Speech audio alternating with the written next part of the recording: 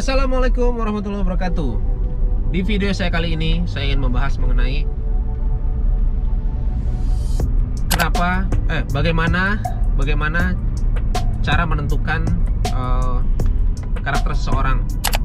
Yang paling simpel adalah apabila kalian ingin mengetahui karakter atau watak seseorang, berurusanlah uang dengan orang tersebut. Ya, ini pengalaman saya yang terjadi beberapa hari ini. Yang mana nggak jarang SMS, jarang WA gitu, udah SMS ya, memang jarang kalau SMS ya, jarang WA, jarang kontak, tiba-tiba minjem duit misalkan, contohnya seperti itu. Alasannya proyek saya proyek saya macet pembayarannya, boleh ini nanti proyek saya 1 bulan lah maksimal saya kembalikan sebagainya. Ya, seperti itu, janjinya seperti itu. Padahal sebenarnya kan kita sebagai orang itu kan kita membantu ya, kita udah bantu, artinya kalau misalkan ke bank atau ke yang tempat lain kan itu kan ada bunga di situ, dan kita kan bukan main riba gitu kan, bukan main bunga gitu kan, kita membantu kan. Cuman ya kalau kalian mau melihat komitmen seseorang, kalian mau melihat kejujuran seseorang, itu kalian lihat dari ketika dia ada urusan uang sama kita. Nah, salah satunya ini adalah satu orang ini tidak komit lebih dari 1 bulan.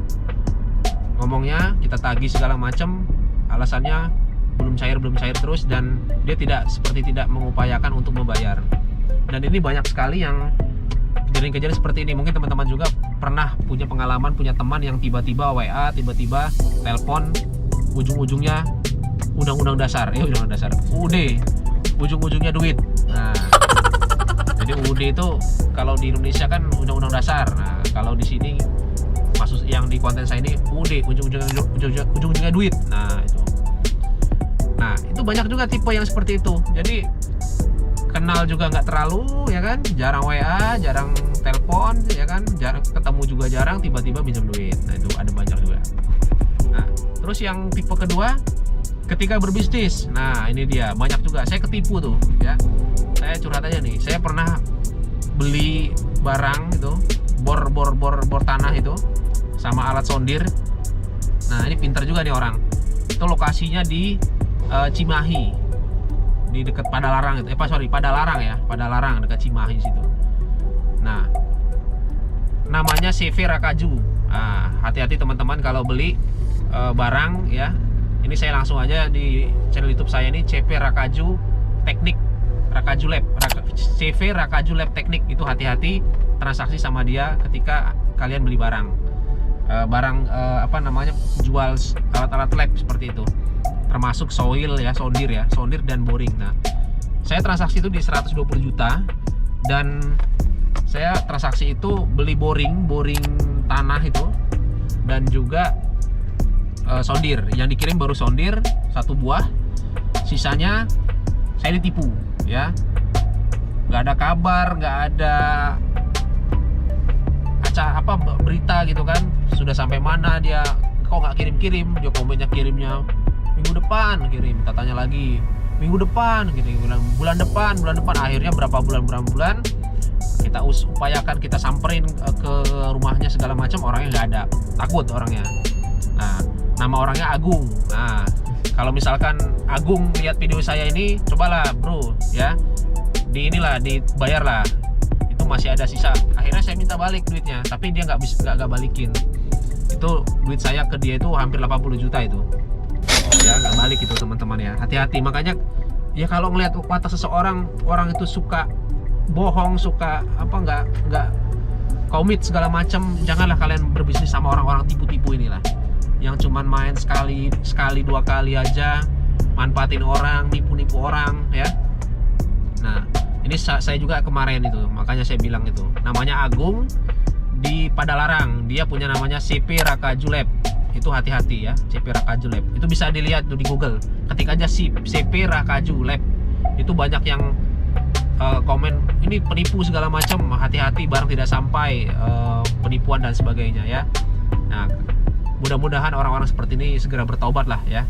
Karena saya pun udah capek juga nih lama-lama nagihnya nih. Nah, akhirnya saya bilang udah ketemu di akhirat aja, saya bilang gitu. Ketemu di akhirat aja, ntar lu kalau masuk surga lu tungguin gua dulu, ya kan? Tungguin gua dulu. Artinya amalan ibadah lu bisa gua sedot itu. Lu nggak bisa masuk surga tuh gara-gara hutang.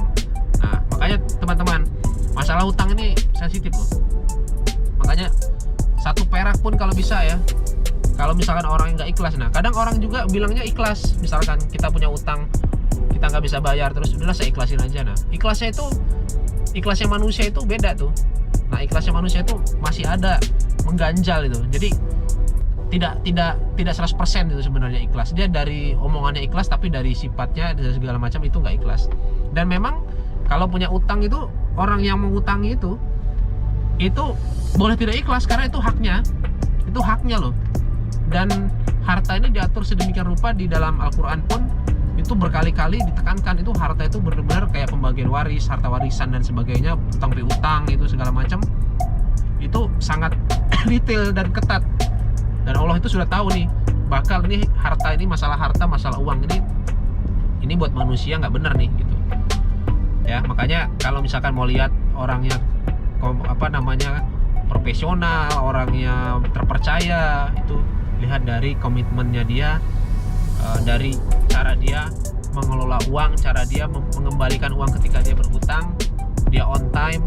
Apabila memang tidak ada uangnya saat itu, bicara dengan baik, minta solusi, minta negosiasi, waktu diperpanjang seperti itu. Jangan kabur, karena banyak orang ini ngutang-ngutang kabur nih. Nah, masalah uang itu seperti itu ya. Jadi, nah terus yang terakhir ini saya ada juga nih, saya bangun rumah nih, saya ini juga nih bangun rumah, ternyata kayaknya uangnya keambil nih, dipakai sama dia. Nah, kita udah bayar 100%. Dia bilang, oh ya nanti selesai bulan depan. Kita tunggu oh belum selesai. Ada alasan katanya di PLN-nya, di PLN-nya nggak masalah, katanya di PLN-nya nggak lama gitu prosesnya segala macam. Padahal PLN itu tinggal kasih uang, bayar, udah jadi gitu loh listriknya itu. Ini alasannya ternyata selidik dia pakai uangnya, padahal itu uang bener-bener loh, itu uang udah ada untungnya, kita bayar 100% supaya dia tuh nggak pakai modal, bener-bener dia ngurusin. Ternyata kita kasih, itu kepercayaan kita tuh dipermainkan seperti itu. Apa nggak kesal coba? Saya aja ya, saya punya perusahaan ini ya, alhamdulillah ini udah 5 tahun nih sekarang berjalan nih perusahaan itu. Saya jaga-jaga bener tuh, ketika uang saya pegang itu benar-benar itu adalah amanah ya. Jangan sampai ini boleh dipakai uang itu, tapi untuk bisnis itu. Kalaupun diambil sebagian misalkan, tapi tanggung jawab lah gitu, selesaikan pekerjaannya. Jangan uang udah diambil, kayak misalkan DP diambil segala macam, pekerjaan nggak jelas gitu. Kalau misalkan nggak sanggup segala macam, ya ngomong dari awal jangan diambil ya. Nah, dan saya pun kalau kerja itu banyak juga saya nggak pakai DP loh, 100% saya kerjain. Kayak misalkan prefer di BUMN itu saya kerjain dulu, SPK-nya nyusul misalkan, saya nggak ada masalah karena saya udah percaya. Dan masalah uang ini sensitif banget kan, makanya saling bantu lah gitu. Jangan dapat uang di atas angin, merasa di atas angin, ditagih pekerjaannya nggak benar gitu. Nah, ini salah satu faktor yang menghambat rezeki kita.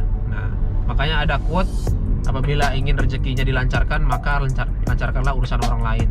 Jangan mengurangi haknya, terutama di urusan uang ini ya. Apabila teman-teman punya masalah juga mengenai uang, masalah mengenai utang dan sebagainya, teman-teman bisa komen di bawah ya. Saya agak gemes nih karena akhir-akhir ini saya diutangin banyak orang, nggak bayar-bayar segala macam, dan kayaknya kita jadi nambah musuh malah, bukan nambah saling bantu gitu ya. Mudah-mudahan kita diberikan kesabaran dan juga kita diberikan rezeki yang lebih baik. Oke? Assalamualaikum warahmatullahi wabarakatuh. Salam berbagi. Ini saya sudah sampai di lokasi.